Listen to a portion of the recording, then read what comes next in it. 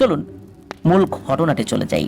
মূল ঘটনাটি আমরা যতটুকু সময় জানতে পেরেছি, সময়টা 1980 সাল বা তার 1-2 বছর আগে হতে পারে।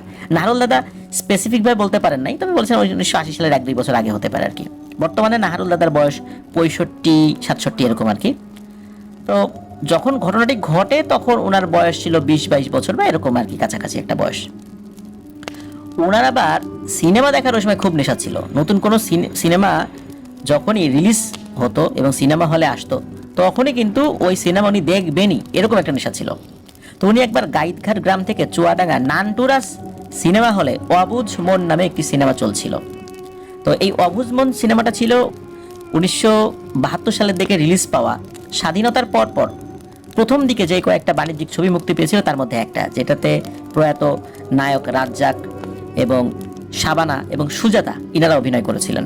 তো খুব নাম করেছিল ওই সময়। 72-এ মুক্তি পেলেও বিভিন্ন সময় বারবার ওই সিনেমাটি চলছিল, যেহেতু বেশ হিট হয়েছিল সিনেমাটি। তো ওই নানটুরা সিনেমা হলেও ওই সিনেমাটি এসেছিল। তো উনি রাত 9:30 শোয়ের টিকিট কেটে সিনেমা দেখতে দেখতে রাত্রে 12টা বেজে যায়। এরপর সিনেমা হলের আশেপাশে থাকা হোটেল থেকে কিছুটা খাবার খেয়ে গ্রামের লোকজন খুঁজতে থাকেন, কারণ আলাদা আলাদাভাবে সেই সময় গ্রামের অনেকেই আসতো রাতে শো দেখতে। যাওয়ার সময় গ্রামের সবাই একসাথে মিলে বাড়িতে যেত। তো এই নাহারুল দাদা বেশ অনেকক্ষণ ধরে খোঁজাখুঁজি করেও গ্রামের কাউকেই পান না। তো উনি সিদ্ধান্ত নেন উনি একাই বাড়ির উদ্দেশ্যে রওনা হবেন। তো একটা জিনিস বলে রাখা ভালো, এই নানটুরাজ সিনেমা হলটি চুয়াডাঙ্গা রেল স্টেশনের একেবারে সাথে, আর এই গাইতঘাট গ্রামটির পাশ দিয়েই এই রেল লাইনটি খুলনা পর্যন্ত চলে গেছে। তো নাহারুল দাদা খেয়াল করেন আকাশে মেঘ করেছে, যে কোনো সময় বৃষ্টি হতে পারে, ওনাকে তাড়াতাড়ি রওনা দিতে হবে। যদি এই নাহারুল দাদা দ্রুত হেঁটেও চুয়াডাঙ্গা থেকে তার গ্রাম গাইতঘাট পর্যন্ত যান, তবুও কমপক্ষে 1 ঘন্টা লাগবে। নাহারুল দাদা আবার খুব বিড়ি খেতেন। তো 1 প্যাকেট বিড়ি এবং একটি ম্যাচ উনি সাথে নেন এবং দোকানদারের কাছ থেকে একটি পলিথিনও নিয়ে নেন। ওই ম্যাচটি সেই পলিথিনের মধ্যে নিয়ে নেন, যদি বৃষ্টি হয় তাহলে এগুলো পলিথিনের ভিতরে সুরক্ষিত থাকবে এই চিন্তা করে। আর এখন যেভাবে চুয়াডাঙ্গা যে রেল লাইনের আশেপাশে অনেক ঘরবাড়ি আছে, তখন কিন্তু এই সমস্ত জায়গায় বেশিরভাগই ডোবা নালা, গাছপালা, পরিত্যক্ত জায়গায় এগুলোতে ভরা ছিল। তো ওনার সব কাজ শেষে বের হতে হতে রাত প্রায় 1টা বেজে যায়। উনি সিদ্ধান্ত নেন সোজা রেল লাইন ধরেই হাঁটবেন, যে ভাবা সেই কাজ। উনি হাঁটা শুরু করেন। তো উনি মিনিট 10 হাঁটার পর রাস্তার পাশে একটা ডোবা ছিল, ডোবা বলতে পরিত্যক্ত পুকুর বা নালা আর কি।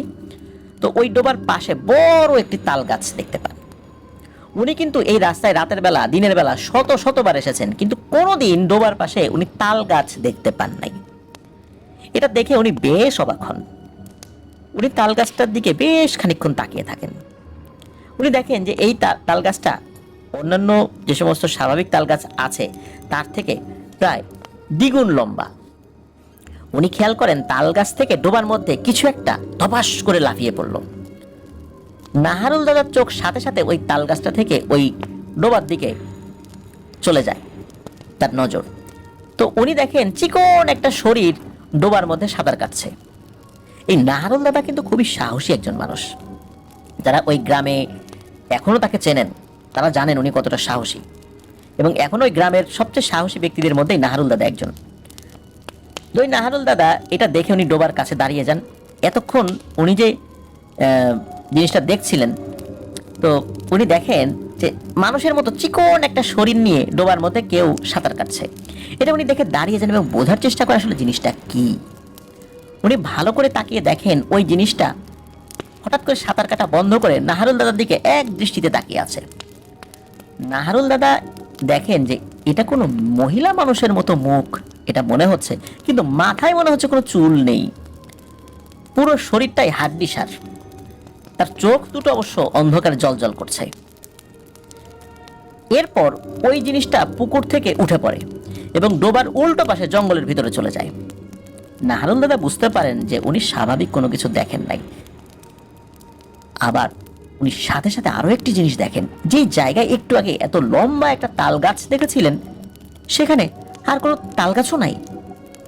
উনি দ্রুত পকেট থেকে ম্যাচ ও বিড়ি বের করে বিড়িটা ধরিয়ে ফেলেন এবং ওখান থেকে দ্রুত হাঁটা শুরু করেন। উনি সিদ্ধান্ত নেন একমাত্র ট্রেন না আসলে উনি রেল লাইন থেকে কোনোভাবেই নামবেন না, কারণ গ্রামে ভূত প্রেত নিয়ে কিন্তু একটা কথা প্রচলিত আছে যে লোহার কাছে তারা আসে না। তাই রেল লাইন নাকি কোনো অশুভ শক্তি পার হতে পারে না। যাই হোক, গ্রামে এটা একটা প্রচলিত ধারণা। তো নাহরুল্লাহ তো রেল লাইন ধরে হাঁটা শুরু করেন।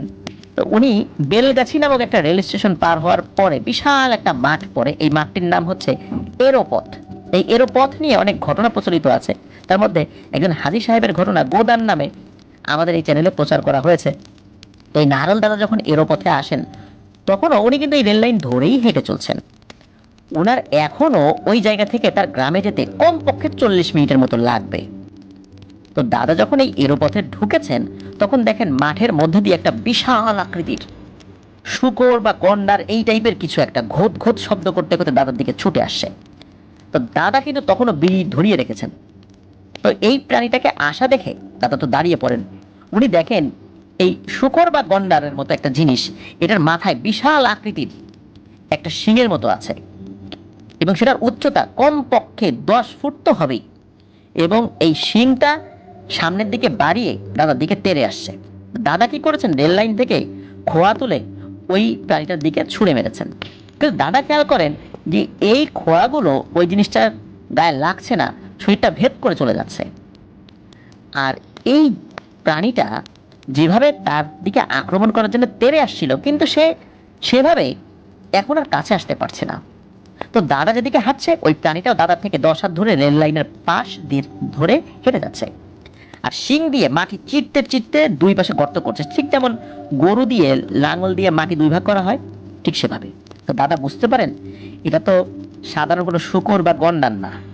শূকর তো এরকম হয় না, আর গন্ডার এখানে আসবে কোত্থেকে? কিন্তু এরকমই মনে হচ্ছে রাতের অন্ধকারে। কোনোভাবেই এটা দেখে ভয় পাওয়া যাবে না, উনি নিজের মনকে এভাবে বুঝ দিচ্ছেন। তো উনি রেল লাইনের ভেতর দিয়ে হাঁটছেন, পাশাপাশি বিড়ি ধরিয়েই রেখেছেন। তো উনি হাঁটছেন, ওই প্রাণীটাও হাঁটছে। হঠাৎ করে নাহারুল দাদা দেখেন ওই প্রাণীটা নাই। এরপর উনি অল্প কিছু দূর হেঁটেছেন, এর মধ্যে উনি কিছু মানে আর অন্য কোনো কিছু দেখতে পান নাই। এরপর হঠাৎ করে নাহারুল দাদার সামনে, সামনে বলতে রেল লাইনের পাশে একটা গরু চলে আসে। এই গরুটি লাফালাফি শুরু করে। আমরা যেমন ফুটবল খেলার সময় বল একবার মাটিতে পড়ে আবার উপরের দিকে উঠে যায়, যেভাবে সুইং করে, ঠিক তেমনি ওই গরুটা লাফিয়ে শূন্যে উঠে যাচ্ছে, আবার নিচে পড়ছে, আবার উঠে যাচ্ছে, আবার নিচে পড়ছে। তো এই যে এইভাবে যে নিচে পড়ছে, এতে কিন্তু কোনো শব্দ হচ্ছে না, মানে গরুটা মনে হচ্ছে খেলা করছে। এক পর্যায়ে ওই গরুটি লাফালাফি বন্ধ করে দেয় আর গরুর মতো হাম্বা হাম্বা করে ডাকতে থাকে, কিন্তু এত জোরে ডাক দিচ্ছিল নাহারুল দাদার ভাষ্য মতে মনে হচ্ছে তার কানের পর্দা ফেটে যাবে, এত জোরে শব্দটা ছিল।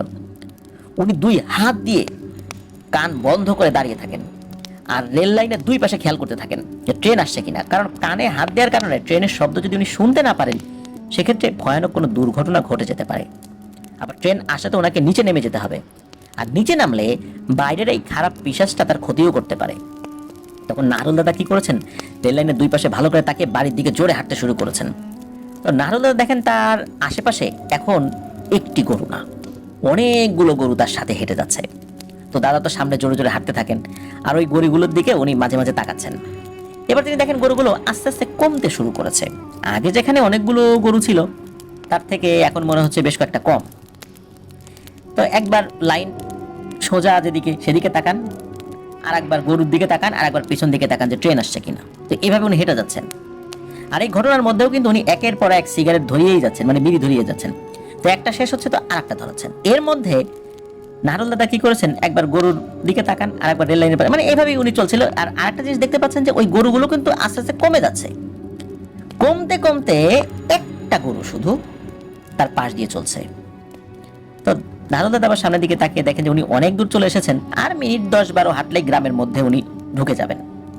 তো ওনার কাছে থাকা বিড়ি এখনো পর্যাপ্ত পরিমাণে আছে, এমনটা না যে শেষ হয়ে যাচ্ছে বা একটা দুটো আর অবশিষ্ট আছে, বিষয়টা এরকম না। তো উনি ভালোভাবেই বাড়ি পর্যন্ত পৌঁছে যেতে পারবেন এই বিড়ি ধরিয়ে। তো উনি জোরে হাঁটা বাদ দিয়ে ধীরে ধীরে হাঁটা শুরু করে, কারণ এতক্ষণ উনি জোরে জোরে হেঁটে বেশ হাঁপিয়ে গেছেন, পাও ব্যথা হয়ে গেছে। আর দীর্ঘ সময় রেল লাইন ধরে এভাবে হাঁটলে পা ব্যথা হয়েই যায়। তো উনি আবার যখন আস্তে আস্তে হাঁটা শুরু করেছেন, মিনিট খানেক আশেপাশে তাকান নাই, হঠাৎ পাশ দিয়ে একটা শব্দ শুনতে পান, খুব বিশ্রী আর মোটা একটা কণ্ঠ, একটা মহিলা মানুষের কণ্ঠ আর কি। সেই কণ্ঠটা শুনে উনি পাশে তাকান। উনি দেখতে পান যে ওই যে ডোবাই যে জিনিসটা দেখেছিলেন, ওই জিনিসটা ওনার পাশাপাশি এখন হাঁটা শুরু করেছে। উনি দেখেন 10 ফুটের মতো লম্বা কঙ্কাল টাইপের একটা নারী মূর্তি, মাথা ভর্তি টাক, সমস্ত শরীর সাদা।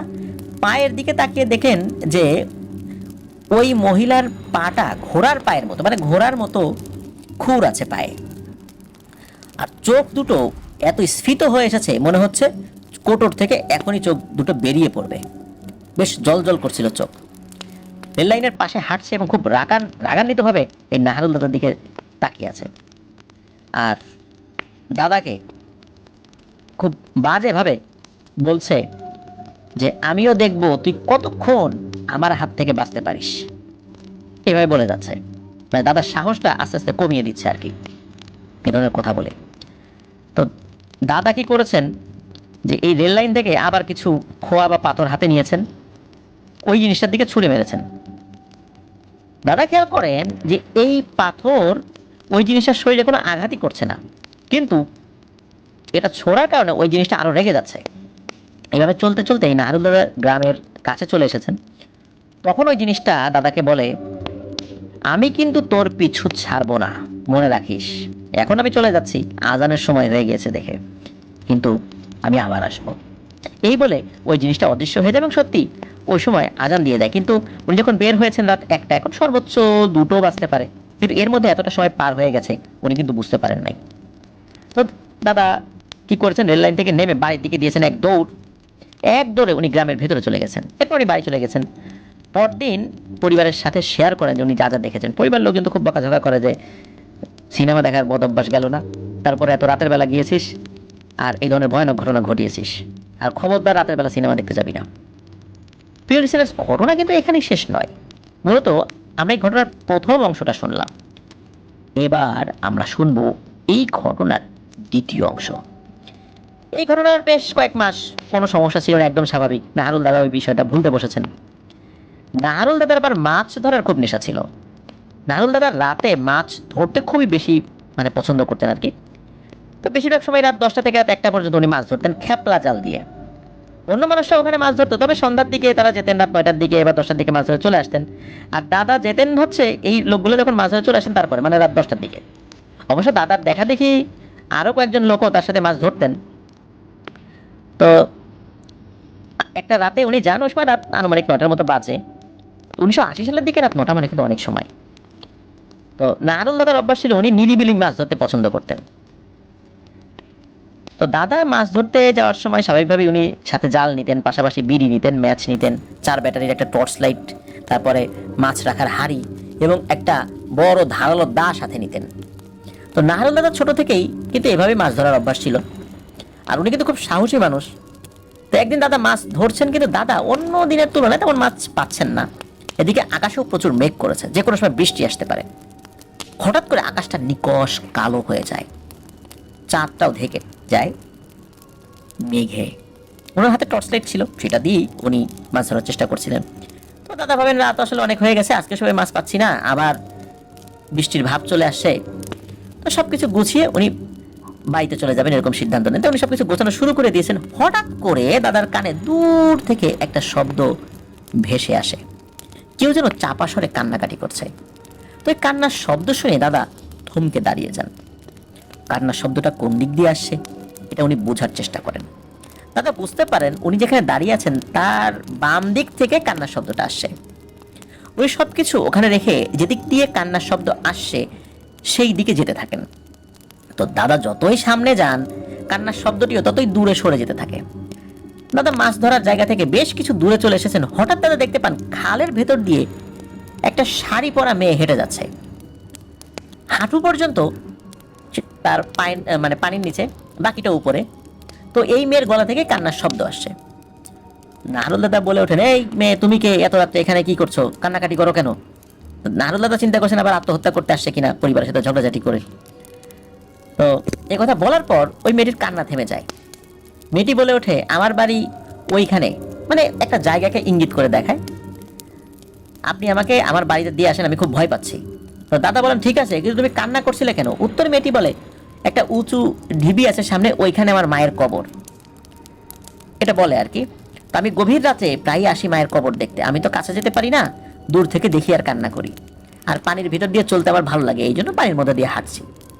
তো দাদা বলেন, আমি তো অনেকদিন ধরে এখানে যাতায়াত করি, কই তোমাকে তো কখনো দেখি নাই রাতের বেলা, আর ওই ঢিবির ওখানে যে কোনো কবর আছে এটা তো আমি জানি না। তো যাই হোক, দাদা বলেন যে তোমার তো এত রাত্রে এখানে একা একা আসা ঠিক হয় নাই, চলো আমি তোমাকে এগিয়ে দিয়ে আসি।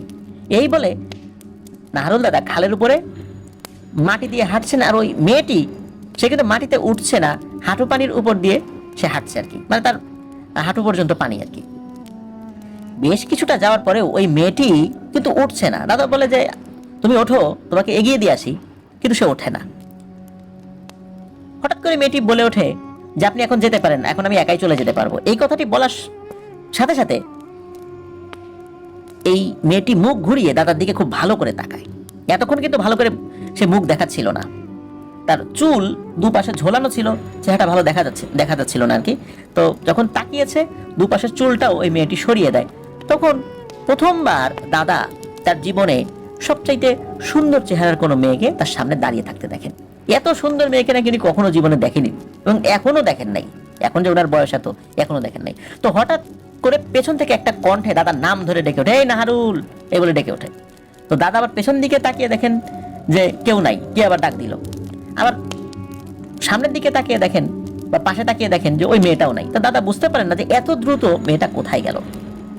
তো দাদা কি করেন, আবার তার মাছ ধরার জায়গায় চলে আসেন, আবার সবকিছু গুছিয়ে বাড়ি চলে আসেন, কারণ ওই মেয়েটাকে এগিয়ে দিবেন এই চিন্তা করে ওনার ওই মাছ ধরার জিনিসগুলো একটা জায়গায় রেখে এসেছিলেন। উনি বাড়িতে চলে আসেন, কিন্তু রাতের ওই কথা কাউকে উনি বলেন না। পরের দিন দাদার মনে শুধু একটাই প্রশ্ন উকি দিচ্ছিল, এত সুন্দর মেয়েটা হঠাৎ করে কোথা থেকে এলো, কোথায় চলে গেল।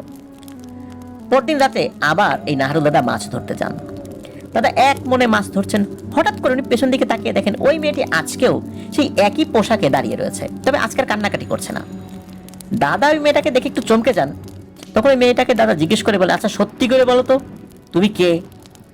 তখন ওই মেয়েটা বলে, আমি সত্যি বললে আপনি ভয় পাবেন না তো? তখন দাদা বলেন, ভয় পেলে একা একা কি এই রাতে এই জায়গায় আমি মাছ ধরতে আসতাম? তখন ওই মেয়েটি বলে, আমি মানুষ না, আমি পড়ি, আমি এখানেই থাকি, আমি প্রতিদিন আপনাকে দেখি, আপনাকে আমার ভালো লাগে, আমি মানুষের রূপ নিয়ে এখানে এসেছি, আমি এটা জানি যে আপনার অনেক সাহস। এই কথা শুনে দাদা কিছুটা স্তম্ভিত হয়ে যান। তখন ওই পরীটা বলে, আপনি আমার কথা কাউকে বলবেন না, তাহলে আপনারও ক্ষতি হতে পারে, আবার আমারও ক্ষতি হতে পারে। এরপরে এই নাহারুল দাদা একটা মোহের মধ্যে পড়ে যান। ওই পরীটা গভীর রাতে দাদার ওখানে আসতো, দাদা মাছ ধরতো, ওই পরীটাও পাশে হাঁটাহাঁটি করতো, দাদারও ভালো লাগতো। মানে দাদা প্রতি রাত্রে মাছ ধরতে আসবেনি, যত যাই হোক না কেন। মানে তার মধ্যে একটা এমন ঘোর কাজ করছে যে ওখানে না আসলে তার ভালো লাগছে না। আর ওই যে পরীটা দাদার জন্য মাঝে মাঝে অনেক ফলমূল নিয়ে আসতো। এভাবে বেশ কয়েক মাস কেটে যায়। তো বাড়ির লোকজন খেয়াল করছে এই নাহারুল দাদা প্রতিনিয়ত আস্তে আস্তে শুকিয়ে যাচ্ছেন। দাদার পরিবার তাকে জিজ্ঞেস করে যে কি ব্যাপার, তোর কি কোনো সমস্যা হয়েছে, কোনো অসুখ করেছে? দাদা বলে, না তো, কোনো সমস্যা হয়নি। তো দাদার শরীর যখন বেশি খারাপ হওয়া শুরু করলো, তখন তার পরিবার থেকে দাদাকে রাতে মাছ ধরতে যেতে কঠোরভাবে নিষেধ করে দেওয়া হয়। দাদাও খেয়াল করে যে তার শরীর আসলে আগের থেকে অনেক শুকিয়ে গেছে, শরীরেও অতটা শক্তি পান না। তো দাদার মাছ ধরতে যান না। দাদা যখন কয়েকদিন মাছ ধরতে যান নাই, একদিন দাদা রাতের বেলা জানালার কাছে ঠক ঠক ঠক ঠক শব্দ শুনতে পান। তখন উনি বলেন যে এই কে? তখন একটা সুন্দর সুরেলা কণ্ঠে কেউ বলে ওঠে, আমি। নাহারুল দাদা তো বুঝতে পারেন সেই পরীটি এখানে এসেছে। উনি জানালা খুলে দেখেন আসলে সেই পরীটি দাঁড়িয়ে আছে। ওই পরীটি ইশারায় তাকে বাইরে যেতে বলছে এবং তাকে বলছে যে আস্তে করে বাইরে আসো, কেউ যেন বুঝতে না পারে। তো দাদা আস্তে আস্তে দরজা খুলে বাইরে যান, দীর্ঘ সময় কথা বলে আবার চুপি চুপি তার ঘরে চলে আসেন। এভাবে প্রতি রাত্রে ওই পরীটা তার কাছে আসতো এবং কথা বলতো। একদিন কি হয়েছে, এই নাহারুল দাদার আব্বা রাতের বেলা ওয়াশরুমে যাওয়ার সময় উনি দেখেন যে ঘরের পাশে তার ছেলে কারোর সাথে কথা বলছে, কিন্তু সামনে কেউ নাই। উনি কিছুটা আড়ালে দাঁড়িয়ে দেখতে থাকেন। উনি দেখেন পুরো সময়টা এই নাহারুল দাদা একা একা কথা বলছে, কিন্তু তার পাশে কেউ নাই। নাহারুল দাদার ভাষ্য মতে ওই সময় নাকি বাড়ির এক পাশে তাকিয়ে ওই পরীটা ভয় পেতে থাকে। খুব ইনোসেন্ট, মানে একদম মনে হচ্ছে নাবালক কোনো বাচ্চা যেভাবে কোনো কিছু দেখে ভয় পায়, মানে ওই পরীটা ওইভাবে ভয় পাচ্ছে। যখনই নাহারুল দাদা জিজ্ঞেস করছেন যে কি ব্যাপার, তুমি ভয় পাচ্ছ কেন? বলে, তোমার আব্বা এই দিকে আসছে। তখন নাহারুল দাদা আবার ওই দিকটাতে তাকিয়েছেন, দেখেন সত্যি তার বাবা দিকে আসছে। আবার সামনের দিকে তাকিয়ে দেখেন ওই পরীটা নেই। তার মানে ওই পরীটা তখন চলে গেছে। তখন আবার নাহারুল দাদার আব্বা এসে নাহারুল দাদাকে বলেন, কিরে তুই এতক্ষণ কার সাথে কথা বলছিলি? তখন নাহারুল দাদা কিন্তু মিথ্যা বলার চেষ্টা করেন, কিন্তু ওনার আব্বা বুঝে ফেলেন যে কোনো একটা অদৃশ্য জগতের কারোর সাথে উনি কথা বলছিলেন। এরপর ওনার আব্বা ওনাকে রুমে যেতে বলেন এবং ঘুমিয়ে পড়তে বলেন। ওনার আব্বা ওই দিন সারা রাত ওনার দরজার পাশে বসেছিলেন, ঘুমান নাই। ফজর আজানের পর উনি ঘুমাতে গিয়েছিলেন। পরদিন সকালবেলা বাড়িতে এই নাহারুল দাদার আব্বা তার এক বন্ধুকে নিয়ে আসেন। তিনি ওই সময় খুব নাম করা একজন আলেম ছিলেন। তো তিনি এসে নাহারুল দাদাকে জিজ্ঞেস করেন, নাহারুল, রাতের বেলা তুমি কার সাথে দেখা করো, কার সাথে কথা বলো, সত্যিটা বলো। যদি সত্যিটা বলো তাহলে কিন্তু তোমাকে আমরা বাঁচানোর চেষ্টা করতে পারবো, আর যদি সত্যিটা না বলো, গোপন করার চেষ্টা করো, তাহলে কি তোমার অনেক বড় ক্ষতি হয়ে যেতে পারে। এখন নাহারুল দাদা চিন্তা করছেন যে সত্যিটা যদি বলি, এই সুন্দরী পরীটা আমার কাছে যদি না আসে তাহলে তো আমার ভালো লাগবে না। তো উনি আসলে ইনিয়ে বিনিয়ে এড়িয়ে যাওয়ার চেষ্টা করছিলেন, কিন্তু নাহারুল দাদা তো আসলে তখন এটার ভয়াবহতাটা বুঝতে পারেন নাই। ওই যেই ভদ্রলোক এসেছিলেন, মানে যাকে নাহারুল দাদার আব্বা নিয়ে এসেছিলেন, উনি বলছেন যে নাহারুল, আমার দীর্ঘদিনের অভিজ্ঞতায় মনে হচ্ছে তুমি ভালো কোনো জিনিসের পাল্লায় পড়ো নাই, তুমি খুব খারাপ কোনো জিনিসের পাল্লায় পড়েছ, তুমি একটা মোহে পড়ে গেছো। বাবা, সত্যিটা বলো, নাহলে কিন্তু তোমার বিশাল বিপদ হয়ে যাবে। এ কথা শোনার পর নাহারুল দাদার কিছুটা ঘোর কাটে। উনি চিন্তা করেন যে আসলেই তো আমার শরীর এভাবে শুকিয়ে যাচ্ছে কেন। তো উনি ওই যে মাছ ধরার যে ব্যাপারটা, এটা সব কিছু খুলে বলেন কিভাবে ওই জিনিসটা সাথে তার দেখা হয়। তো এই কথা শোনার পর ওই আলেম বলেন যে, ওরে নাহারুল, এটা তো কোনো পরী না রে, এটা ভয়ঙ্কর এক পিশাচিনী। ও সুন্দর রূপ ধরে তোমার কাছে এসে প্রতিনিয়ত তোমার অগোচরেই তোমার শরীর থেকে অল্প অল্প করে রক্ত চুষে খেয়ে যাচ্ছে। ওর ইচ্ছা তোমাকে তিল তিল করে মেরে ফেলা। খবরদার, এখন থেকে তুমি ডাকলেও সাড়া দিবা না। আর বাড়ির সবাইকে ওই আলেম বলে দেন যে ও যেন কয়েকদিন একা একা কোনোভাবে না থাকে, ওর সার্বক্ষণিকভাবে আপনার সাথে থাকবে, রাতের বেলা ও যেন একা একা না ঘুমায়। তো উনি এটাও বলে দেন, আমি যত দ্রুত সম্ভব ওই ভয়ঙ্কর পিশাচিনীকে বন্দি করব। এই বলে ওই আলেম চলে যান।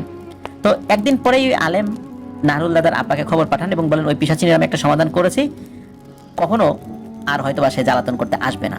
তো নাহারুল দাদার আব্বা এসে নাহারুল দাদাকে জানান যে আর কোনো সমস্যা নেই, তবে আগের মতো এভাবে রাত বিরেতে আর চলাচল করো না। তো এরপর কিন্তু কেটে যায় 9টি বছর। নাহারুল দাদার বিয়ে হয়ে যায়, দাদা সব কিছুই ভুলে গিয়েছেন। একদিন গভীর রাত্রে ঘটে এক ভয়ানক ঘটনা। নাহারুল দাদা আর 3 বন্ধু, মানে তারই 3 বন্ধু, চুয়াডাঙ্গা জেলার ওই দর্শনার কোনো একটা গ্রামের ওই দিকটা দিয়ে আসছিলেন। ওই গ্রামের উপর দিয়ে একটা নদী চলে গেছে, ওই নদীর উপর একটা ব্রিজ ছিল। ওই ব্রিজের উপর দিয়ে আশেপাশে সব লোকজন চলাচল করতো আর কি। তো নাহারুল দাদা ওই গ্রাম এবং ব্রিজের নামটা বললেও সঙ্গত কারণে আমাদেরকে বলতে নিষেধ করেছেন, যাই হোক আমরা বলছি না। তো নাহারুল দাদা আর তার 3 বন্ধু যখন ওই ব্রিজের কাছে চলে আসেন, হঠাৎ করে ওই 4 জনই খেয়াল করেন ব্রিজের উল্টো পাশ থেকে একটা দমকা বাতাস ওই দিকটাতে, মানে নাহারুল দাদাদের দিকে আসছে। ব্রিজের আশেপাশে গাছগুলো ছিল, সেই গাছগুলো দেখে বুঝতে পারছেন দূর থেকে একটা বাতাস আসছে। তো এই বাতাসটা দেখে তাদের কাছে স্বাভাবিক মনে হয় না, কারণ আশেপাশে কোনো বাতাস ছিল না। নাহারুল দাদা এবং তার বন্ধুরা কিন্তু তখনও ব্রিজের উপরে ওঠেন নাই, মানে উঠবে ভাব। হঠাৎ করে মনে হলো ওই বাতাসটা ব্রিজের মাঝে এসে থেমে গেল এবং ওখানে একটা ঘূর্ণিপাকের মতো হচ্ছে, একটা বাতাস আর কি ওখান দিয়ে ঘুরছে। নাহারুল দাদা দেখতে পান এই সেই পরীটা যার সাথে 9 বছর আগে কথা হতো, দেখা হতো। তো নাহারুল দাদাকে পরীর দেশে ওই পরীটা নিয়ে যেতে চাইতো। সর্বশেষ একজন আলেমের দ্বারা তাকে বন্দি করা হয়। তো এই জিনিসটা দাদাকে ডাকতে থাকে এবং বলে, ভেবেছিলাম তোকে তিলে তিলে মারবো, কিন্তু পারিনি। তোর জন্য আমি 9টা বছর বন্দি হয়েছিলাম, আজ কোনো রকমে ছাড়া পেয়েছি।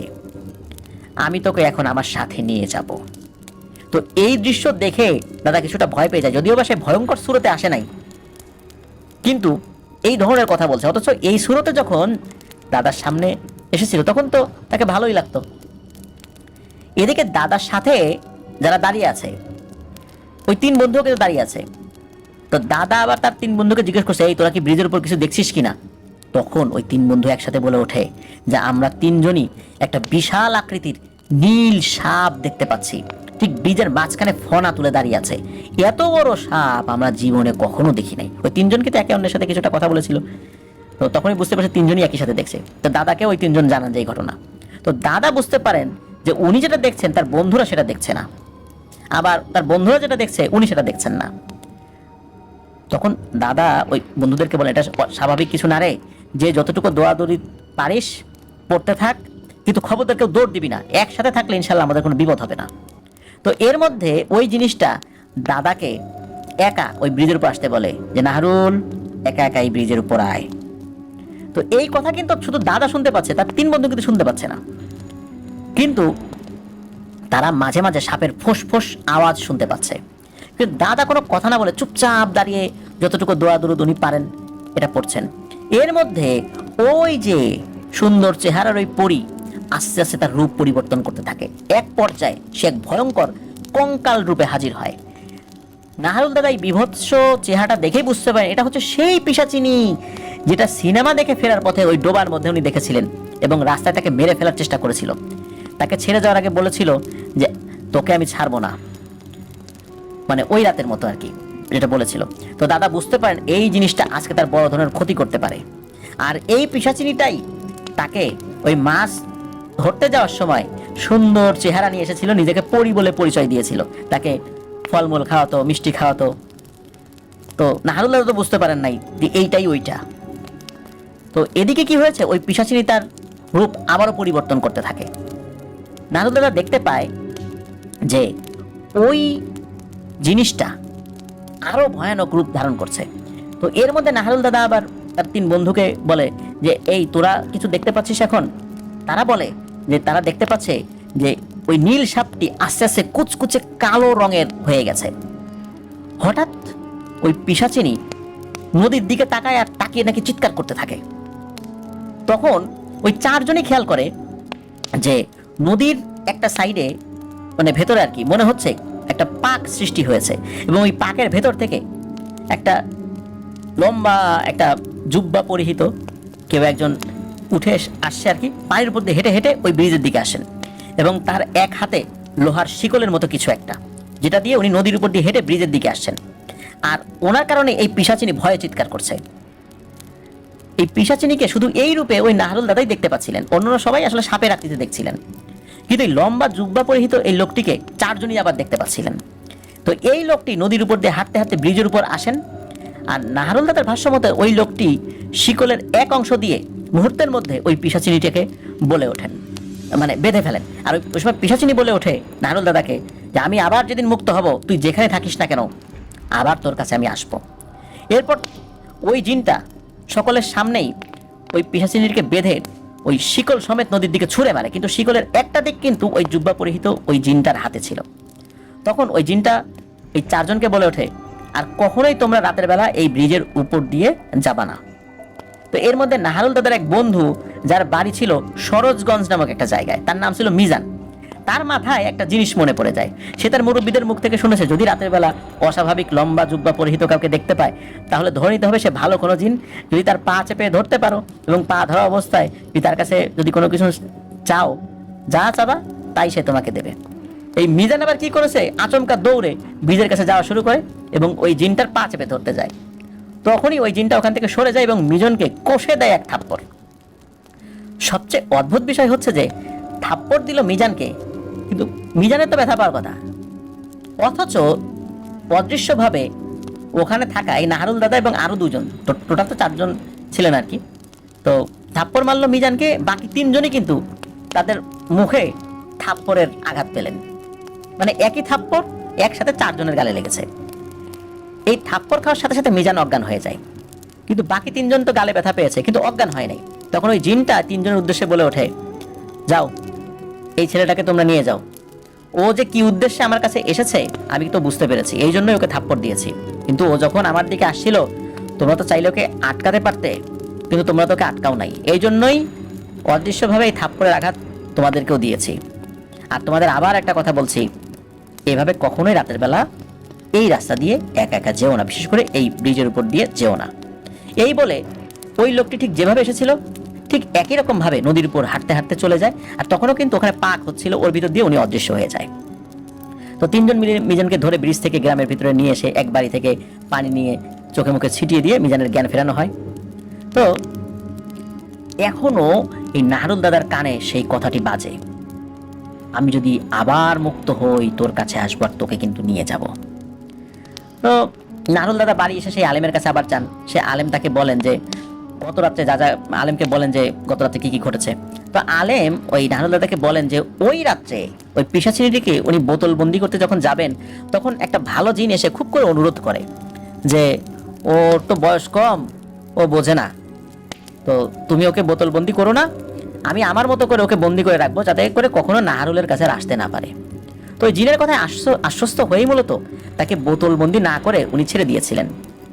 তো কোনো কারণে নজর এড়িয়ে ওই জিনটির কাছ থেকে সে সরে এসেছিল এবং এসেই নাহারুল দাদাকে বিরক্ত করা শুরু করেছিল। ওই জিনটি যখন বুঝতে পেরেছিল যে ও আবার সে এই নাহারুল দাদার কাছে এসেছে, সাথে সাথে ওই জিনটি ওখানে চলে আসে, আবার তাকে খুব ভালো করে বন্দি করে নিয়ে যায়।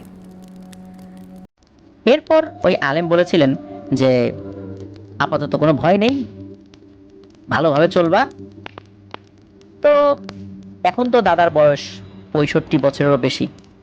এরপরে এখন পর্যন্ত ওই পিশাচিনীর সাথে দাদার আর দেখা হয়নি। এরকম ভয়ানক ঘটনা পেতে হলে দ্য হরর বাংলা চ্যানেলটি সাবস্ক্রাইব করুন। চলুন দ্বিতীয় ভিডিওটি শুরু করা যাক।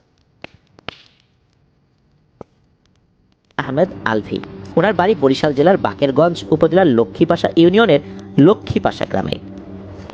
এই লক্ষ্মীপাশা গ্রাম থেকে লক্ষ্মীপাশা বাজারে যখন আসা হয় তার পাশ দিয়েই কিন্তু চলে গেছে হাইওয়ে। এদিক দিয়ে কিন্তু কুয়াকাটা যাওয়া হয়। বরগুনা, পটুয়াখালী এই জেলাগুলোতে এই রাস্তা দিয়েই চলাচল করা হয়। যারা বরিশাল, বরগুনা, পটুয়াখালী পার হয়ে কুয়াকাটায় যান সমুদ্র সৈকত দেখতে, তারাও কিন্তু এই জায়গা পার হয়েই যান। এই গোলদার বাড়ি নামক যে জায়গাটা, এই জায়গার একটা ভয়ঙ্কর ইতিহাস রয়েছে। কথিত আছে বহুকাল আগে থেকেই এখানে এক রাক্ষসীর বসবাস রয়েছে, যে কিনা অনেক কাল ধরেই এক মৃত্যু খেলা খেলে যাচ্ছে মানুষের সাথে। অনেক হতভাগা মানুষ এখানে বিপদে পড়েছে। এত এত ঘটনা রয়েছে, সেখান থেকে আসলে যাচাই বাছাই করে কয়েকটি ঘটনা এই সালমান আহমেদ আলভি ভাই আমাদেরকে পাঠিয়েছেন। আর একটি ঘটনার অংশ বিশেষের সাক্ষী উনি নিজেও। চলুন ঘটনা শুরু করি। সাল 2013 কি 14 সাল, এমন একটা সময় ওনাদের ওই গোলদার বাড়ি এলাকারই একজন ভাই, তার নাম হচ্ছে পলাশ। পেশায় উনি একজন টেম্পু চালক ছিলেন। ওনাদের এলাকায় টেম্পুগুলোকে টমটম বলতো। তো উনি এই টেম্পু চালাতেন। উনি অধিকাংশ সময় বাকেরগঞ্জ থেকে পটুয়াখালী পর্যন্ত যাত্রী টানতেন। অনেক সময় দেখা যেত মানুষ রিজার্ভ নিয়ে যেত। তো রিজার্ভ নিয়ে গেলে টাকা বেশি পাওয়া যেত, সময়ও কম লাগতো, কারণ যাত্রীর জন্য তাদেরকে দাঁড়িয়ে থাকতে হতো না। এরকমই এক রাত তখন আনুমানিক 11টা সাড়ে 11টা বাজে, উনি পটুয়াখালী যাওয়ার জন্য একটা রিজার্ভ অফার পান আর কি। যাত্রী মাত্র কয়েকজন, তারা সরাসরি পটুয়াখালী যাবে। তো উনি রাজি হয়ে যান। বাকেরগঞ্জ থেকে পটুয়াখালী গিয়ে ফেরত আসতেও তো সময় লাগবে। উনি আসলে ওই সময়ে বাড়িতে চলে যাওয়ার জন্য সব কিছু গোছগাছ করছিলেন, আর বাড়িতে যাওয়ার জন্য একটা বড় আকারের তরমুজও কিনেছিলেন। ইচ্ছা ছিল যে তরমুজটা উনি ওনার মায়ের সাথে খাবেন। এখানে বলে রাখা ভালো যে ওনার বাবা মারা গিয়েছিলেন আর ওনার অন্য কোনো ভাই বোন ছিল না। উনি আর ওনার মা এই দুইজনই ছিলেন ওনার পরিবারে। উনি তখনও বিয়ে শাদী করেন নাই। তো উনি কি করেছেন, ওই যাত্রী তুলেছেন আর ওই পথেই ওনার বাড়ি ছিল। উনি কিছু সময়ের জন্য তার টেম্পোটা রাস্তার পাশে রেখেছেন আর ওই যে তরমুজটা তার মায়ের কাছে দিয়ে এসেছেন। বলেছেন যে আমি পটুয়াখালী থেকে ফেরত এসে তোমার সাথে একসাথে এই তরমুজ খাবো। এই কথা বলে উনি চলে গেছেন। এদিকে উনি সারা রাত বাড়িতে ফেরেন নাই। ওনার মা ছেলের অপেক্ষায় আছেন, একমাত্র ছেলে, আর তরমুজ দিয়ে গেছে, ছেলে আসবে, উনি তরমুজ খাবেন একসাথে, এরকম একটা চিন্তা তো তার থাকেই। আর সারা রাত ফেরেন নাই এমনটা কিন্তু হয় না। উনি কিন্তু সারা রাত কখনোই বাইরে থাকেন না, যেহেতু ওনার মা বাড়িতে একা, বৃদ্ধা মা, উনি বাড়িতে চলেই আসেন, কখনোই কিন্তু সারা রাত বাইরে থাকেন না। এদিকে উনি সারা রাত বাড়িতে ফেরেন নাই। ওনার মা তো চিন্তায় দু চোখের পাতা এক করতে পারেন নাই। সকালবেলা উনি আশেপাশের লোকজনদেরকে বলেন যে এই পলাশ তো বাড়িতে ফিরল না। তখন সবাই বলছেন যে হয়তোবা ওখানে গিয়ে আটকে গেছে, এটা সেটা, মানে যে যার মতো বলছেন। এইটা বলতে বলতে কিন্তু চারদিকে হই হট্টগোল শুরু হয়ে গেছে যে এই সবাই পলাশের বাড়িতে খবর দাও, পলাশের মা যেন একটু তাড়াতাড়ি আসে। ওই গোলদার বাড়ির ওখানে একটা বট গাছ রয়েছে, ওই বট গাছের ওখানে আসতে হবে, ওখানে পলাশকে পাওয়া গেছে। এই কথা শোনার সাথে সাথে অনেক মানুষ সেখানে যায়, পলাশের মাকে খবর দেওয়া হয়, উনিও সেখানে যান। আর গিয়ে যে দৃশ্য দেখতে পান, এটা আসলে কোনো মায়ের পক্ষে দেখা সম্ভব নয়। অনেক মানুষ সেখানে উপস্থিত ছিলেন, এমনকি আমাদেরকে যিনি ঘটনা পাঠিয়েছেন এই সালমান আহমেদ আলভি ভাই, উনি নিজেও সেখানে উপস্থিত হয়েছিলেন। উনি ওই সময় একটা প্রাইভেট পড়ার জন্য যাচ্ছিলেন। উনি ওইখানে যে দৃশ্যটা দেখেছিলেন, যেটা আজও ওনার মনের মধ্যে এক ভয়ের আতঙ্ক সৃষ্টি করে। উনি দেখেছিলেন যে এই যে পলাশ ভাই, উনি রাস্তার এক পাশে পড়ে রয়েছেন, আর ওনার যে টেম্পুটা, এই টেম্পুটা ওনার শরীরের উপরে কাত করে রাখা। পুরো একটা টেম্পু মনে হচ্ছে কেউ খুব সুন্দর করে শরীরের উপর কাত করে রেখেছে। আর পলাশ ভাইয়ের ঘাটটা একদম উল্টো দিকে ঘোরানো, মানে সে উপর হয়ে পড়ে রয়েছে রাস্তার উপরে, আর তার ঘাটটা পিঠের দিকে। শরীরের বিভিন্ন জায়গায় ভয়ঙ্কর রকমের আঁচড়ের দাগ। দেখেই বোঝা যাচ্ছে এটা কোনো দুর্ঘটনা নয়। আর দুর্ঘটনাই যদি হবে, তাহলে এত ভারী একটা টেম্পো তার শরীরের উপরে এইভাবে চাপা দিয়ে রেখেছে খুব সুন্দর করে, যত্ন সহকারে। এটা তো হতে পারে না। আর এটা এমন একটা জায়গায় হয়েছে, সেটা হচ্ছে এই গোলদার বাড়ির বটগাছের এখানে। আর এই বটগাছেই রয়েছে এক ভয়ঙ্কর রাক্ষসী। সবাই বুঝে নেয় ঘটনাটা কি হয়েছে। আর এই ঘটনা তো একদম নতুন না, বহুকাল আগে থেকেই বা বহুকাল ধরেই এরকম ঘটনা ঘটে চলছে, যার সমাধান হচ্ছে না। অনেকে চেষ্টা করেছে, হয়নি। এই তো গেল পলাশ ভাইয়ের সাথে ঘটে যাওয়া ঘটনা। যেহেতু পলাশ ভাই মারা গিয়েছিলেন, এই কারণে ওনার সাথে কি হয়েছিল সেটা তো আসলে জানা যায় না, অনুমান করা যায় যে কি হয়েছিল।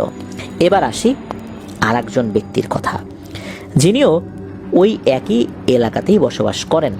উনি পেশায় একজন অটো চালক। উনি কিছু রুগী বলতে এক দুইজন রুগী তার সাথে আত্মীয় স্বজন ছিল, মানে ওনারা এলাকা থেকে গিয়েছিলেন ডাক্তার দেখাতে, তাদের সাথে তারও আত্মীয় স্বজন ছিল, তাদেরকে দিয়ে আসতে হবে। তাদের বাড়িও পটুয়াখালীতে। তো উনি ঠিকঠাক মতোই দিয়ে আসছেন। উনি বিকালের দিকে রওনা দিয়েছেন, ঠিকঠাক মতো দিয়ে আসছেন, সেই বাড়িতে গিয়েছেন, সেখানে কিছু খাওয়া দাওয়াও করেছেন। এরপর উনি রওনা দিয়েছেন। রওনা দিয়ে যখন এই গোলদার বাড়ি এলাকায় পৌঁছেছেন, তখন উনি দেখতে পান ওই বট গাছের নিচে লাল শাড়ি পরা একটা মহিলা। ওই মহিলা হাত ইশারা করে তাকে থামতে বলছে। তো উনি থামেন। থামার পর উনি চিন্তা করেন যে কী ব্যাপার, এই মহিলাটা কে? মাথায় ঘোমটা দেওয়া, চেহারা কিন্তু দেখা যাচ্ছে না, তবে অটোর সামনের আলোতে তার হাত বোঝা গিয়েছিল, হাতে চুড়ি রয়েছে। আর হাতে যখন আলো পড়েছে, যারা শাড়ি পরে হাতটা তো অনেকটা দেখা যায়, কোনোই পর্যন্ত বোঝা যায় তাদের হাতের রং কি। উনি দেখেছিলেন হাতের রং ফর্সা। হাতের রং দেখেই বোঝা যাচ্ছিল যে এই মহিলার গায়ের গড়ন ফর্সাই হবে, এমনটা উনি ধারণা করেছিলেন। আর চিন্তা করেছিলেন যে এত রাতে এইখানে একজন মহিলা দাঁড়িয়ে আছে, ঘটনাটা কি। উনি ভাবছিলেন যে হয়তোবা বাড়ি থেকে রাগ করে চলে আসছে, বা হয়তোবা কোথাও যাবে, গাড়ি পাচ্ছে না। অথচ ওই এলাকায় এই বটগাছটা যে ভয়ঙ্কর একটা জায়গা, এটা তো উনি জানেন যে এইখানে এত রাত্রে কোনো মহিলার দাঁড়িয়ে থাকার কথা নয়। কিন্তু কোনো এক মায়াজালে আবদ্ধ হয়ে উনি কোনোভাবেই মাথায় আনতে পারতেছিলেন না যে এইখানে ভয়ঙ্কর এক রাক্ষসীর বসবাস রয়েছে। উনি গাড়ি থামান, গাড়ি থামিয়ে জিজ্ঞেস করেন যে কি হয়েছে, আপনি কোথায় যাবেন, এখানে দাঁড়িয়ে আছেন কেন? ওই মহিলা কোনো কথা বলে না, হাত দিয়ে ইশারা করে যে বাইরে আসেন, মানে ওনার যে ড্রাইভিং সিট সেখান থেকে নেমে বাইরে আসতে বলতেছে। উনি চিন্তা করছেন কি ব্যাপার, এই মহিলা বাইরে আসতে বলে কেন? উনি তো ওইখান থেকে কথা বলতে পারে, আমি তো শুনবো, তো বাইরে আসতে বলে কেন? উনি আসলে কি মনে করে ওই গাড়ির স্টার্ট বন্ধ করে বাইরে নামেন। বাইরে যখন নেমেছেন, তখন কিন্তু ওই সামনে যে আলোটা রয়েছে ওই আলোটা আবার বন্ধ করেন নাই। ওই স্টার্ট বন্ধ করলেও কিন্তু অনেক সময় দেখা যায় সামনে আলো জ্বলে থাকে, ওই সিস্টেমে আর কি উনি স্টার্টটা বন্ধ করেছিলেন। উনি যখন নেমেছেন, নামার পর জিজ্ঞেস করতেছেন যে আপনি কোথায় যাবেন, আমাকে নামতে বললেন কেন, কোনো সমস্যা হয়েছে, আচ্ছা বলেন আপনাকে আগায় দিয়ে আসি। ওই মহিলা কোনো কথা বলে না। আর কথা যখন বলে না, এমন অবস্থায় হঠাৎ করে চোখ গেছে ওই মহিলার হাতের দিকে। যখনই হাতের দিকে চোখ গেছে উনি তো চমকে উঠেছেন, আরে এটা কিসের হাত। উনি দেখেন যে ওই গরিলা টাইপের যেই প্রাণীগুলো হয় এদের হাত যেরকম লোমশ বড় বড়, এইরকম দুটো হাত। আর যখন উনি হাতের দিকে তাকিয়েছেন বুঝতে পেরেছেন যে এইটা অন্য কিছু। আর তখনই ওই মহিলা ওনার দিকে ঘোমটা ফেলে ঘুরে তাকায়। উনি দেখেন এই মহিলাটার চেহারা এমন রকমের বিভৎস, তার চোখ যেই দুটা জায়গায় থাকার কথা ওখানে মনে হচ্ছে কালো একদম গর্তের মতো, আর ওইটার মধ্যে আবার ছোট ছোট দুটা বিন্দুর মতো মনে হচ্ছে, ছোট ছোট দুটো মার্বেল বা পুঁথির মতো কিছু বসানো। এইটাই হচ্ছে তার চোখ। আর যে মুখে মনে হচ্ছে যে সুচালো দাঁত রয়েছে, এমনটা মনে হচ্ছিল তার কাছে। এই জিনিসটা তখন কি করেছে, কোনো কথা বলে নাই, কিন্তু সে খপ করে ধরছে হচ্ছে তার গাড়িটা এক হাতে ধরে উঁচু করে ছুঁড়ে ফেলে দিয়েছে রাস্তার ওই পাশে। ধপাস করে ওই গাড়িটা রাস্তার ওই পাশে গিয়ে পড়েছে। আর এরপরে ওনাকে খপ করে ধরেছে।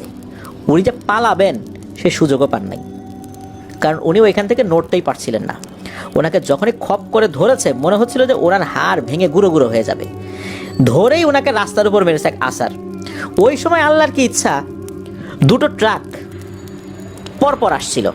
এই দুটো ট্রাক একই জায়গা থেকে আসছিল, আর একই জায়গা থেকে মাল লোড করে তারা পরপর গাড়ি চালিয়ে আসছিল। যখনই তাকে আসার দিয়েছে তখনই ওই ট্রাকের যে আলোগুলো, ওই আলোগুলো দেখা যাচ্ছে কাছাকাছি চলে আসছে। ওই সময় ওই লোকটাকে ওখানে ছেড়ে দেয়। আর ট্রাকে থাকা লোকজন দেখতে পাচ্ছিল যে কোনো একটা কালো ছায়া মনে হলো ওখান থেকে সরে গেল, একটা লোক পড়ে আছে, আর রাস্তার উল্টা পাশে একটা গাড়ি পড়ে আছে।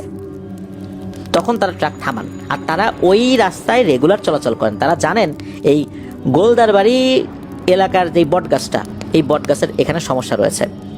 ওনারা বুঝতে পেরেছিলেন যে এইখানে কোনো একটা ঘটনা ঘটেছে। তো সামনের ট্রাক চালক উনি যখন ট্রাক থামিয়ে দেন, পেছনের ট্রাক চালক উনি অটো ট্রাক থামিয়ে দেন, কেননা ওনারা তো একই জায়গা থেকে আসছেন। সামনেরটা থেমে গেছে মানে নিশ্চয়ই কোনো একটা ঝামেলা আছে। আর পেছনের যিনি ট্রাক চালক উনি কিন্তু এটা দেখেন নাই। এই দুই ট্রাকের মধ্যে সামনে যে ট্রাকটা ছিল ওই ট্রাক চালক এবং তার হেল্পারই শুধু দেখেছিলেন এই ঘটনাটা। ওনারা ওখানে থামানোর পরে নামেন। পরে ট্রাক চালক যখন নেমেছেন, নেমে জিজ্ঞেস করেন কী হয়েছে, ট্রাক থামালে কেন? তখন বলে যে কথা কম বলো, তাড়াতাড়ি আসো, এদিকে লোকজন বিপদে পড়ছে। তখন ওনারা আবার ওদিকে এগিয়ে যান। এগিয়ে যাওয়ার পর তাকে উদ্ধার করেন, জ্ঞান ফেরানোর পর জিজ্ঞেস করেন কি হয়েছে। তখন বলে যে এই ঘটনা। তখন ওনারা আরও কিছু লোকজনের সাথে যোগাযোগ করার চেষ্টা করেন, তাদের কাছে ওনাকে হ্যান্ডওভার করে ওনারা চলে যান। তো আল্লাহর রহমতে বিশাল বাঁচা বেঁচে গিয়েছিলেন ওই ভাই। এবার আসি, ওই এলাকার এক জামাই কি বিপদে পড়েছিলেন। এটা কিন্তু ওই প্রায় একই সময় বা কাছাকাছি সময়েরই ঘটনা। আমরা বলেছিলাম যে 2013-14 সাল, ওই কাছাকাছি সময়েরই ঘটনা। তো ওই লোক উনি ওই এলাকায়, অর্থাৎ এই গোলদারবাড়ি এলাকায় বিয়ে শাদী করেছেন আর কি, নতুন বিয়ে করেছেন। ওই এলাকা সম্পর্কে তো ওনার ওই রকম জানাশোনা নাই, যে এখানে কোথায় ভয়ের জায়গা, কোথায় কি আছে, এটা তো আসলে উনি জানেন না। নতুন বিয়ে করেছেন, শ্বশুরবাড়িতেও কম এসেছেন, আর 1-2 বার যা এসেছেন দিনের বেলাতে এসেছেন, রাতের বেলা তো আসলে আর মুভ করেন নাই। তো উনি দিনের বেলাতেই রওনা দিয়েছিলেন, কিন্তু বাস ওনাকে যে নামিয়ে দেবে এটা আসলে রাতের বেলাতেই নামিয়ে দেওয়ার কথা ছিল। কেননা ওই যেই বাসটাতে উনি উঠেছিলেন ওই বাসটা যাবে একদম কুয়াকাটা পর্যন্ত। ওই বাসটা কোনো কারণে ছাড়তে দেরি করেছিল, এটা কিন্তু নাইট কোচ ছিল না, যার কারণে উনি যে একদম ভোরের দিকে গিয়ে ওখানে নামবেন বিষয়টা এরকমও না। উনি যেই বাসে উঠেছেন সেই বাসে কোনো কারণে ছাড়তে দেরি হয় বা বিভিন্ন সমস্যার কারণে দেরি হয়ে গেছিল আর কি পৌঁছাতে। উনি যখন ওই জায়গাতে পৌঁছান, অর্থাৎ ওনার নামার কথা ছিলই হচ্ছে ওই গোলদারবাড়ি এলাকায়। তো ওনাকে যেই জায়গাটাতে নামিয়ে দেওয়া হয়, ওখানে নামিয়ে দেওয়ার পর বুঝতে পারেন যে ড্রাইভার ভুল করে আরও আগে নামিয়ে দিয়েছে, অর্থাৎ উনি আরও পরে নামবেন। রাতের বেলা তো আসলে উনিও বুঝতে পারছিলেন না। ওই হেল্পার জিজ্ঞেস করছিল যে ভাই কোথায় নামবেন, কোথায় নামবেন, এখানে এখানে। এখন উনি তো সামনে দাঁড়িয়ে আছেন, মানে সিট ছেড়ে সামনে আসছেন, বাসের সামনে কাচ যেটা আছে এটা দিয়ে দেখতে পাচ্ছেন যে কোথায় নামবো, কিন্তু উনি তো রাতের বেলা শনাক্ত করতে পারছেন না যে এক্স্যাক্ট কোথায় নামবেন। একটা জায়গায় বলেছেন যে এইখানে নামায় দেন, তখন বাসওয়ালারা ওখানেই তাকে নামিয়ে দেয়। এখন নামার পর উনি তো বুঝতে পারছেন যে আরও তো সামনের দিকে যেতে হবে, কি আর করা, সামনের দিকে হাঁটা শুরু করেছেন। প্রায় আধা কিলো 1 কিলো তাকে হাঁটতে হবে, উনি বুঝতে পারলেন, তা হাঁটা শুরু করেছেন। ওই সময় কিন্তু রাস্তাতে অন্য কোনো গাড়ি চলাচল করছিল না, ওই রাস্তা এমনিতেই নির্জন থাকে হাইওয়ে হলেও। আর নাইট কোচ যেগুলো চলাচল করে, সাধারণত নাইট কোচগুলো রাত 11টা 12টার দিকে ছেড়ে আসে, সেগুলো দেখা যাচ্ছে যে ওই সময়ের মধ্যে ওই এরিয়াটা পার করেও ফেলে, বা অল্প কিছু নাইট কোচ ছাড়ে তো বেশ অনেক গ্যাপে গ্যাপে আসে আর কি। আর ওই রাতে কোনো কারণে হয়তো বা দীর্ঘ সময়ের জন্য গাড়ি কম চলাচল করছিল, একটা চলে গেলে মাঝখানে আরও একটা গ্যাপ হয়ে যাচ্ছিল, এরকমটা আর কি হতে পারে যে কোনো কারণ। উনি তো হাঁটা শুরু করছেন, ওই সময় অন্য কোনো গাড়ি ওনাকে ক্রস করে যাচ্ছে না। উনি হাঁটছেন হাঁটছেন, হাঁটতে হাঁটতে উনি ওই বট গাছের ওখানে চলে আসছেন। ওনার কাছে মোবাইল ফোন ছিল, মোবাইল ফোনের ফ্ল্যাশ লাইট জ্বালিয়েই উনি হাঁটছিলেন। যখন ওই বট গাছের কাছে চলে আসছেন তখন দেখেন একজন মহিলা দাঁড়িয়ে আছে, লাল শাড়ি পরা। উনি এটা দেখার পর চিন্তা করেন কি ব্যাপার, এত রাতের বেলা একটা মহিলা এখানে দাঁড়িয়ে আছে, হয়তো বা গাড়ির অপেক্ষায় দাঁড়িয়ে আছে, বা কোনো একটা বিপদে পড়েছে। এত রাতের বেলা একজন মহিলা এখানে দাঁড়িয়ে থাকবে, বিষয়টা তো তার জন্য নিরাপদ না। তো উনি আসলে কথা বলবেন কি বলবেন না একটু দ্বিধাদ্বন্দ্বে ছিলেন। তারপরও চিন্তা করলেন যে একটু কথা বলি, কোনো সমস্যা কি না। আবার উনি এই এলাকার জামাই, কার সাথে আবার রাতের বেলা কথা বলতে যাবেন, কে আবার কি মনে করবে, বদনাম হবে, এটাও উনি ভাবছিলেন। তারপরেও চিন্তা করলেন যে একজন মহিলা হয়তো বিপদে পড়েছে, যে একটু কথা বলি। তো উনি গিয়ে বলেন যে কি আপা, আপনি কোথায় যাবেন, কোনো সমস্যা? তখন ওই অবয়বটা, ওই শাড়ি পরা অবয়বটা খুব ভালোভাবেই কথা বলে, স্বাভাবিক মহিলাদের মতো কথা বলে যে হ্যাঁ আমি তো যে সামনেই যাব, ওইখানে আমার বাড়ি। একজনের নাম বলে যে আমি ওই বাড়িতে যাব, কিন্তু বাসওয়ালা আমাকে এখানে নামাই দিয়ে চলে গেছে, এটা তো আরও সামনে, এখন আমি কিভাবে যাব? আমি রাস্তা তো এতটুকু পার হয়ে যাব, আমি তো বুঝতে পারতেছি না। এই জন্য একজন লোকের অপেক্ষায় আছি বা কোনো গাড়ির অপেক্ষায় আছি, যদি আমাকে ওই পর্যন্ত একটু আগায় দেয়। একথা শোনার পর ওই ভদ্রলোক বলছেন যে আপনি ওইখানে যাবেন, আমি তো ওই জায়গায় যাব, কিন্তু আপনি কোন ব্যক্তির নাম বলতেছেন আমি তাকে চিনতেছি না, কারণ আমি এই গ্রামে নতুন বিয়ে করছি, আমি আশেপাশে কাউকে তেমন চিনি না। আমার সাথে চলেন, আমি হয়তো ওই গ্রাম পর্যন্ত আপনাকে আগায় দিতে পারবো, এর বাইরে হয়তো বা আপনার জন্য আমি কিছু করতে পারবো না, কেননা আমি তো ওই গ্রামের কাউকে চিনি না, আমিও নতুন। হয়তো বা আমার ওয়াইফকে বললে ওরা চিনতে পারে, তখন হয়তো বা দেখি অন্য কোনো ব্যবস্থা আপনার জন্য করা যায় কিনা। তখন ওই মহিলা বলছে যে ঠিক আছে ভাই, অসংখ্য ধন্যবাদ, চলেন যাই। এই বলে হাঁটা শুরু করছে।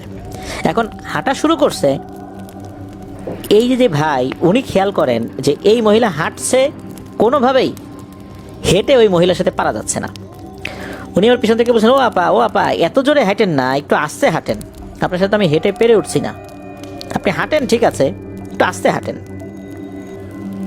কিন্তু কে শোনে কার কথা, সে তার মতো করে হেঁটেই যাচ্ছে। তো হাঁটতে হাঁটতে কি মনে করে হয় কি, হঠাৎ করে তার ওই ফ্ল্যাশ লাইটের আলো, এটা তো আসলে উনি সামনের দিকে ধরে রেখেছিলেন যাতে করে ওই মহিলাও হাঁটতে পারে ওই আলোতে।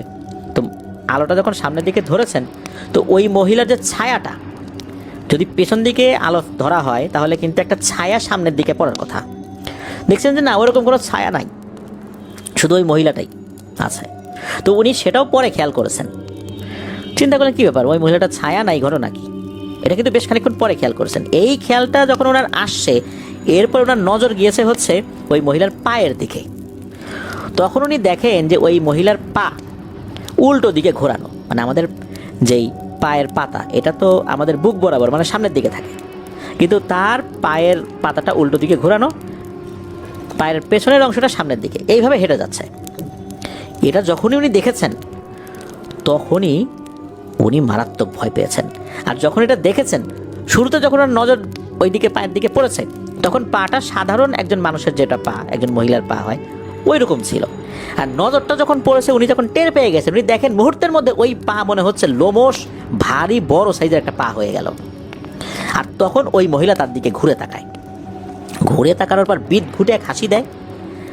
তখন উনি দেখেন যে এই মহিলার হাত পা অনেক মোটা মোটা, লোমশ, চেহারাটাও ভয়ঙ্কর, আর চোখের যেই দুইটা অংশ এইখানে কালো গর্ত। উনি শুধু এতটুকুই দেখতে পেরেছিলেন, তার মুখমণ্ডলটা বা দাঁত বা মুখ কেমন এইটা উনি আর ওইভাবে খেয়াল করতে পারেন নাই। ওই সময়ে আবার একটা ঘটনা ঘটে, পেছন থেকে কোনো একটা আলো আসছিল, হয়তো বা কোনো গাড়ি আসছিল, যেহেতু হাইওয়ে। উনি ওই সময় এমন ভয় পেয়েছিলেন, ওখানে উনি সেন্সলেস অবস্থায় পড়েছিলেন। এরপরে কি হয়েছে ওনার মনে নাই। ওনার যখন জ্ঞান ফেরে তখন দেখেন উনি শ্বশুর বাড়িতেই। ওই পথ দিয়ে রাতের বেলায় যখন লোকজন আসছিল আবার তাকে ওইখানে অজ্ঞান হয়ে পড়ে থাকতে দেখে তাকে উদ্ধার করে পার্শ্ববর্তী একটা জায়গায় নিয়ে যায়। তো ওইখানে যারা পাহারাদাররা ছিলেন তারা তো চিনতে পারছিলেন না, তারা জ্ঞান ফেরানোর চেষ্টা করেছিলেন। অনেকক্ষণ ধরে জ্ঞান ফেরানোর চেষ্টা করতে করতে ফজর ওয়াক্ত হয়ে যায়, লোকজন নামাজ পড়তে আসছিলেন। এরপরে গিয়ে ওনার জ্ঞান ফেরে। তখন ওনাকে যখন জিজ্ঞেস করা হয় আপনি কোথায় যাবেন, উনি বলেন যে উনি তো এই এলাকায় বিয়ে করেছেন, উনি শ্বশুরবাড়িতে আসছিলেন, এখানে উনি ভয় পেয়েছেন। তখন লোকজন বলে যে আরে আপনি তো একটা ভয়ঙ্কর রাক্ষসীর খপ্পরে পড়ছিলেন, এই রাক্ষসী তো অনেককেই মেরে ফেলছে, আপনার ভাগ্য আল্লাহর রহমতে অনেক ভালো যে আপনি বেঁচে গেছেন। ওই সময় অন্য লোকজন হয়তো বা আসছিল, এই কারণে আপনাকে কিছু করতে পারে নাই। অধিকাংশ ক্ষেত্রেই লোকজনকে মেরে ফেলে, যেমনটা হয়েছিল প্রিয় লিসেনার্স পলাশ ভাইয়ের বেলায়। কারণ পলাশ ভাই উনি ওই পথ দিয়ে ফিরছিলেন, আসলে ওনার সাথে কি হয়েছিল এটা তো আমরা জানতে পারি নাই, ওনাকে কিন্তু মেরেই ফেলেছে। আর আরেকজন ব্যক্তি উনি যে অটো চালাতেন ওনাকেও কিন্তু আক্রমণ করেছিল, দুইটা ট্রাক আসতেছিল ওই সময়, এই জন্য বেঁচে গিয়েছিলেন। এরপরে এই যে যিনি ওই এলাকায় বিয়ে করেছেন এই ভদ্রলোক, উনিও আল্লাহর রহমতে কোনো কারণে বেঁচে গিয়েছেন। তবে অনেক ক্ষেত্রেই এই সৌভাগ্য সবার হয়নি। এই গোলদার বাড়ির বট গাছটা এটা এখনও আছে, এখানে এখনও ঘটনা ঘটে চলছে। প্রিয় লিসেনার্স, আপনারা যারা ওই পথ দিয়ে আসা যাওয়া করেছেন, আপনারা যখন ওদিক দিয়ে যাবেন অন্য কোনো সময় যদি যাওয়া পড়ে, তখন কিন্তু গাড়ি থামিয়ে আপনারা ওই বট গাছটা দেখতে পারেন। এই বট গাছেই এই ভয়ঙ্কর এক রাক্ষসীর বসবাস রয়েছে। মানুষকে হত্যা করাই যার নেশা, এভাবে অসংখ্য মানুষকে সে হত্যা করেছে, আর তার এই মৃত্যু খেলা এখনও সে জারি রেখেছে। জানি না কতদিন এভাবে চলবে, তবে আমরা আল্লাহর কাছে দোয়া করি আর যেন কেউ এই ধরনের বিপদে না পড়ে। এভাবে কতদিন ধরে যে এই কাজ সে চালিয়ে আসছে তা আল্লাহ ভালো জানেন। আর এলাকার মানুষ কিছু জানতে পারেন যে আসলে এখানে কতদিন ধরে চলছে। যুগের পর যুগ ধরে এরকম সমস্যা চলমান রয়েছে। আপনাদের আশেপাশে যদি এরকম কোনো জায়গা থাকে আমাদেরকে কিন্তু জানাতে পারেন, আমরা চেষ্টা করব সেখানে যাওয়ার জন্য। আর সেখানে ঘটে যাওয়া ঘটনাগুলো আমাদেরকে লিখে বা রেকর্ড করে ইমেল করতে পারেন aftonthehourworldbd@gmail.com এই ইমেল অ্যাড্রেসে। প্রিয় লিসেনার্স, আজকের এই এপিসোডের ঘটনাটি কেমন লাগলো? এই জায়গাটা এমন একটা জায়গা, ট্যুরিস্টরা অনেকেই কিন্তু কুয়াকাটা যান, ওই জায়গা কিন্তু পার হয়ে আমরা যাই, কিন্তু আমাদের তো জানা থাকার কথা না যে এখানে এই সমস্যা রয়েছে। কারণ দীর্ঘ পথ পাড়ি দিতে গেলে এরকম অসংখ্য গাছগাছালি রাস্তার দুপাশে আমরা দেখতে পাই। কোনটার সাথে কী যে এক রহস্য লুকায়িত রয়েছে তা তো আর আমরা জানি না। ওখানে যারা স্থায়ীভাবে বসবাস করেন তারাই শুধু ভালো করে বলতে পারবেন যে এই জায়গার রহস্য কী। আল্লাহ আমাদেরকে হেফাজত করুন এই ধরনের হঠাৎ বিপদ আপদ থেকে। আর রাতের বেলা চলাচলের ক্ষেত্রে অবশ্যই আমরা সতর্কতা অবলম্বন করব ইনশাল্লাহ। আর অপরিচিত কোনো লোক যদি এভাবে আমরা দেখি, বিশেষ করে কোনো মহিলা লোক, তাহলে আমরা কিন্তু অনায়াসেই তাদের মায়াজালে পড়ে যাব, এটাই বাস্তবতা। কারণ তারা এমন একটা মায়াজাল তৈরি করে রাখে, ওই সময় আমাদের হিতাহিত জ্ঞান কিন্তু থাকবে না। আমরা এখন বলতে পারি যে এদেরকে অ্যাভয়েড করে গেলেই তো হয়, এটা সেটা, কিন্তু না, ওই সময় তারা এমন এক তন্ত্র প্রয়োগ করে মায়াজাল সৃষ্টি করে যে মানুষের স্বাভাবিক চিন্তা চেতনা তখন কাজ করে না। এই জন্য নির্জন রাস্তায় একা হাঁটতে গেলে আমরা চেষ্টা করব যে দোয়া দুরুদ পড়তে। আর আমাদের সাথে যে মোবাইল ফোন রয়েছে, এই মোবাইল ফোনে আমরা কিছু কিছু সূরা ডাউনলোড করে রাখবো, সূরা বাকারা, সূরা ইয়াসিন, তারপর রুকিয়ার বিভিন্ন দোয়াগুলো, এগুলো ডাউনলোড করে রাখবো। রাস্তা দিয়ে হাঁটার সময় এই দোয়াগুলো আমরা ছেড়ে দিয়ে প্রয়োজনে হাঁটবো। ইনশাল্লাহ অনেক ধরনের বিপদ আপদ থেকে আল্লাহ তাআলা আমাদেরকে হেফাজত করবেন। পথে যদি এই ধরনের বিপদ আপদ থেকেও থাকে, এরা সরে যাবে ইনশাল্লাহ, এই শব্দে সরে যাবে।